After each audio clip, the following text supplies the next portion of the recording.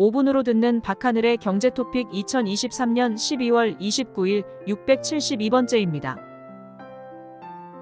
오늘의 토픽입니다.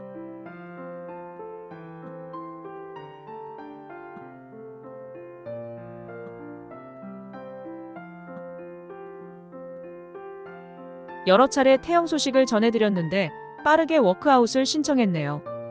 그만큼 현실을 반영한 상황이 심각했습니다. 어제 워크아웃을 갈 수밖에 없다는 소식에 이어 대책을 알아보겠습니다. 태영그룹 팔 수 있는 것은 다 팔겠다. 태영 측은 앞으로 뼈를 깎는다는 각오로 채권단과 성실한 협의를 통해 기업 개선 계획을 수립 이행하여 회사 정상화를 도모하겠다고 밝혔습니다. 일단 태영은 12월 29일 도래하는 1,485억 원 규모 상거래 채권에 대해선 채권단의 결제 이행을 약속했다고 밝혔습니다. 태영은 이와 별도로 태영그룹 계열사인 환경기업 에코비트를 매각하는 등 SBS를 제외한 나머지 주요 계열사는 모두 정리할 것으로 알려졌습니다.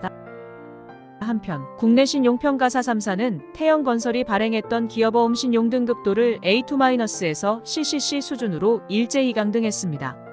정부는 확산 차단에 안간힘 정부 김주현 금융위원장 주재 대응회의를 열고 태영의 철저한 자구 노력을 유도해 채권단과 원만한 합의를 이끌 수 있도록 하겠다고 밝혔으며 12월 29일에도 후속 조치를 위한 비상거시경제금융회의를 개최하겠다고 밝혔습니다. 한편으로 정부는 주채권은행 산업은행을 통해 오너 일가의 사재 출연 등 채권단과 시장이 공감할 만한 자구책을 추가로 내놓으라는 강도 높은 압박을 지속하고 있는 것으로 알려졌습니다. 비즈니스 인사이더, 나이키, 인텔 등 주요 기업들이 비용 감축을 위해 인원 감축 계획을 발표하고 있다고 보도했습니다. 나이키는 향후 3년간 20억 달러의 비용 감축 계획을 발표했으면 그 일환으로 감원할 예정이라고 밝혔습니다. 이 밖에 인텔은 여러 이니셔티브를 통해 비용 절감 및 전략 강화를 추진 중이라고 밝혔으며 CT 역시 24년에 최소 10% 직원을 감원한다고 밝히는 등 감원이 전방위로 진행될 것으로 전망됩니다. 레주메빌더는 기업 운용사 900명 대상 설문조사 결과 38% 응답자가 24년에 기업들이 감원에 나설 것으로 전망했습니다. 전시티그룹 글로벌 수석 이코노미스트 윌렘 부이터는 중국과 인도가 24년 혹은 25년 중에 중앙은행 디지털 화폐를 본격적으로 사용하기 시작할 것이라며 자체적으로 이자가 붙는 CBDC가 보급되면 기존 상업은행의 존재가 강력한 위협에 직면할 수 있다고 조선일보 단독 인터뷰에서 예측했습니다. 금융위원회는 상장회사 임원 및 주요 주주인 내부자는 대규모 주식 거래를 사전 공시하도록 하는 자본시장 및 금융투자업에 관한 법률 개정안이 국회를 통과했다고 밝혔습니다. 일정 규모 이상을 거래하는 경우 매매 예정일 30에서 90일 이전에 내역을 공시해야 한다고 밝혔습니다. 식품의약품안전처 이탈리아 원산지 푸른꽃게 수입 신고 접수되어 정밀검사 진행 중.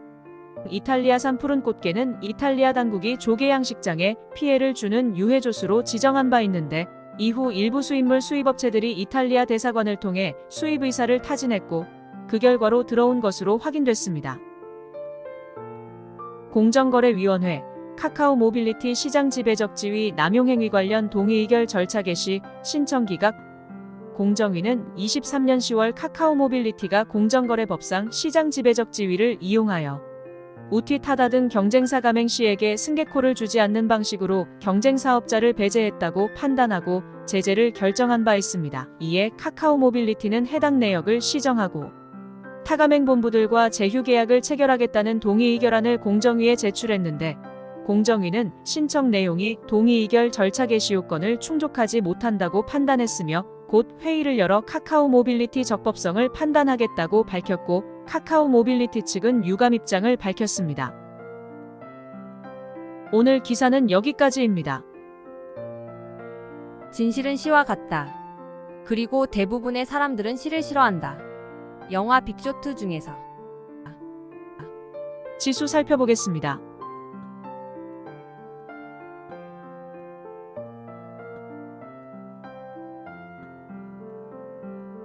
한 해 동안 애쓰셨습니다. 새해 자유롭고 행복하시길 기원합니다.